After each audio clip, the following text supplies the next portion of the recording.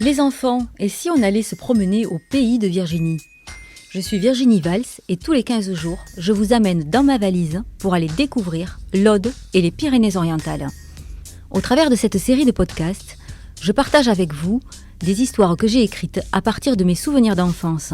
Je suis sûre que vous allez apprendre plein de choses sur nos villages et nos traditions.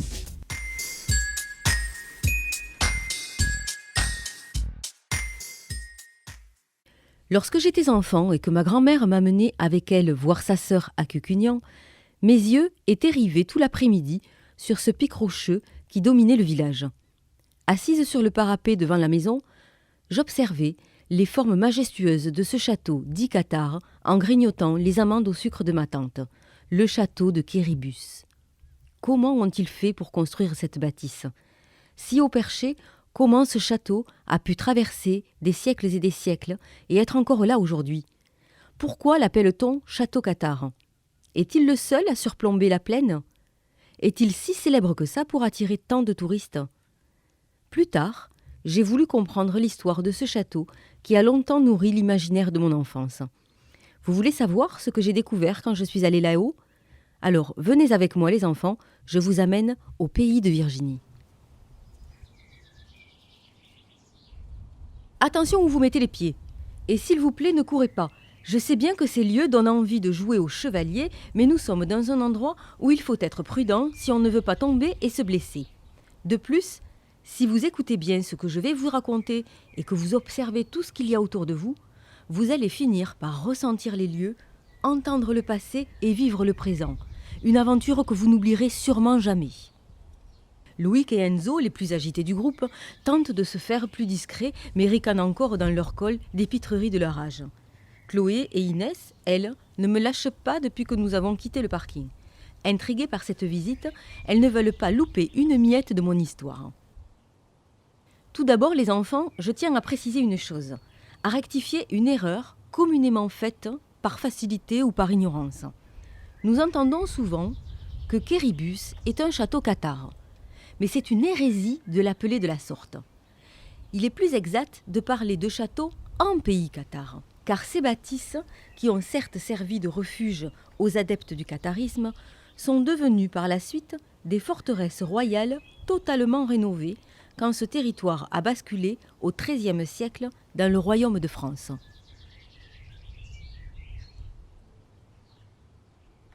Déjà, en 1020, le comte de Bessalou mentionne Quéribus dans son testament. Cet édifice perché sur un piton rocheux à 728 mètres d'altitude lui sert de tour de guet afin de surveiller le nord de l'Aragon en Espagne. Et oui, le château de Quéribus était déjà là depuis des centaines d'années lorsque des religieux cathares, en 1210, lors de la croisade contre les Albigeois, sont venus s'y réfugier. C'est pourtant la dénomination château cathare qui est souvent utilisée, à tort, pour parler des châteaux de Quéribus, Peyrepertuse, Puylaurens, Aguilar ou encore le château de Termes. C'est quoi le catharisme? M'interroge justement Noah qui semble tout à coup oublier le chemin pentu. Au XIIe siècle se développe dans le sud de la France une religion chrétienne différente du catholicisme, le catharisme. Prônant et surtout pratiquant la pauvreté, les prédicateurs cathares, qui utilisent la langue de tous les jours, l'occitan et non le latin, vont être très bien acceptés par les seigneurs et le peuple. Ils vivent dans la plus grande simplicité et pratiquent le travail manuel pour vivre. Ils sont également végétariens.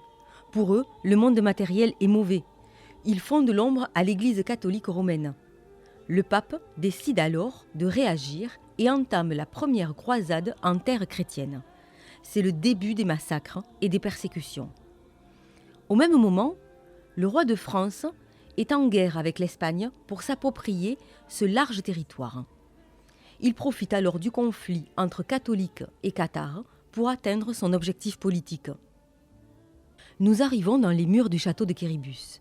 Sur le sol en terre battue, les fondations des murs qui séparaient les pièces à l'intérieur du château apparaissent encore. On peut deviner la cuisine, les chambres, le tout ouvert aujourd'hui à cette vaste plaine. J'oublie quelques minutes que je suis là pour transmettre l'histoire et me laisse envahir, comme à chaque fois que je monte ici, par une émotion. Je ne peux m'empêcher de toucher ces pierres, larges comme mon avant-bras. Je prends conscience des siècles qu'elles ont traversés. Pense à celui qui les a érigées il y a plus de 1000 ans, de tout ce qu'elles ont gardé comme empreinte, des massacres, du sang, des rires, des bonheurs et des peines. Je retrouve mes esprits, les enfants explorent autour de moi les moindres recoins de cette pièce. Mes yeux se posent sur cette immensité devant nous. Les enfants, venez, je vais vous expliquer pourquoi ce château a été construit ici. Le quéribus que nous voyons aujourd'hui est avant tout l'une des pièces maîtresses d'un dispositif de défense de la frontière entre la France et l'Aragon en Espagne. Ce château occupe une place stratégique. Les traces de l'histoire sont remarquables dans le paysage. En face, nous voyons les tours à signaux catalanes, des vigies qui surveillaient le territoire pour protéger Quéribus.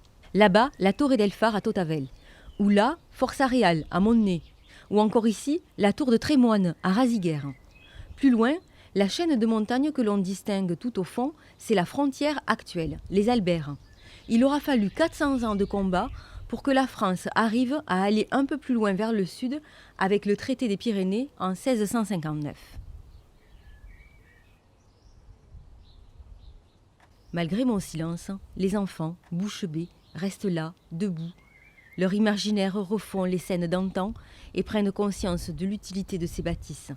Les corbières, ce décor tourmenté, parfois austère, dégagent une telle puissance. Mais comment les hommes ont fait pour monter ces pierres à une hauteur pareille pour construire le château ? S'interroge Inès.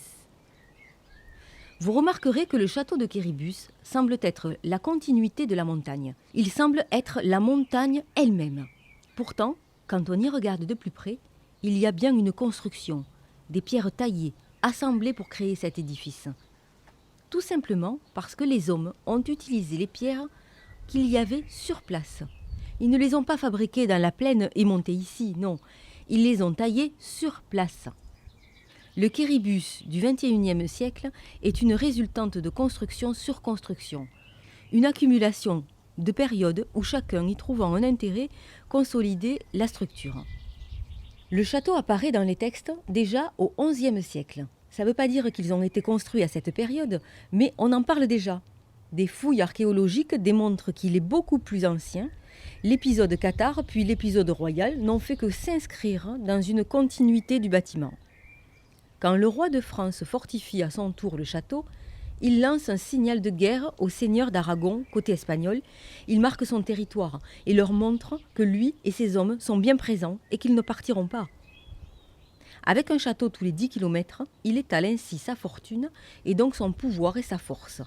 Car Quéribus n'est pas le seul château construit de la sorte. Les 5 fils de Carcassonne, pour reprendre l'expression des sergents de la garnison, sont Quéribus, Perpertuse, Puylaurens, Aguilar et le château de Termes. S'y ajoutent les 4 châteaux en ruines de l'Astour, dans le Minervois, toujours dans l'Aude, et les restes du château de Montségur, perché sur son potch en Ariège.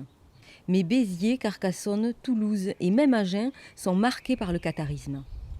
La visite se poursuit, parsemée de jeux dans les chicanes, de rires et d'écoute attentive, pour arriver enfin à la plus belle pièce du château et la plus importante, le donjon. Waouh! Les enfants ne s'attendaient pas à trouver une telle beauté dans ce lieu plutôt austère. Un énorme pilier en forme de palmier datant de la fin du XIIIe siècle en orne le centre. Il forme une voûte soutenue par les croisées d'ogives de style gothique dont les nervures reposent sur des moulures en forme de pyramide. La salle est éclairée par une imposante fenêtre. Un escalier est accolé au donjon. Au sommet, une plateforme aménagée pour recevoir des canons. Du haut de ces 728 mètres, la vue est carrément époustouflante. Les Corbières, la plaine du Roussillon, Perpignan, les étangs, la Méditerranée et même le massif du Canigou.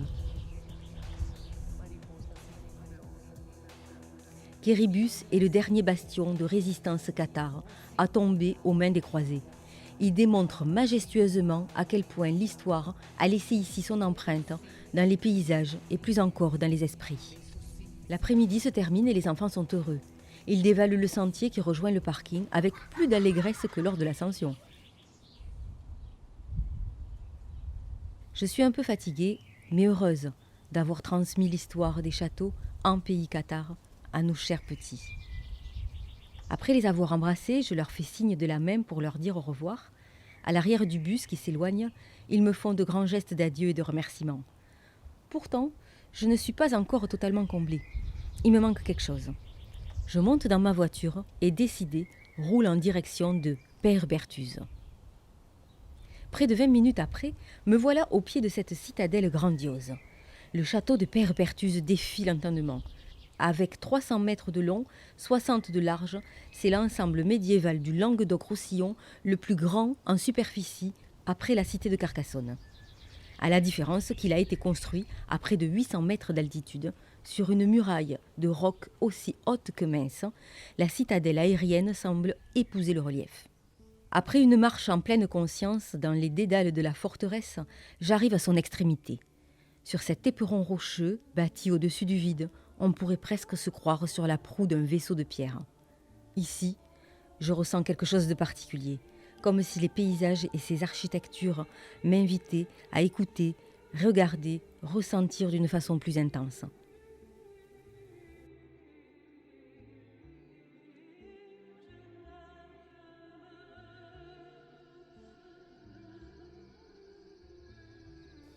Le soleil se couche, les ombres s'allongent, le monde change. Le soir, le château reprend vie. Le son de la nature s'atténue, les bruits de la nuit prennent place. Ces lieux font activer l'imaginaire, certainement parce qu'ils racontent la grande histoire, celle des cathares, des rois de France, mais aussi la petite, celle que chacun d'entre nous invente en explorant ces lieux.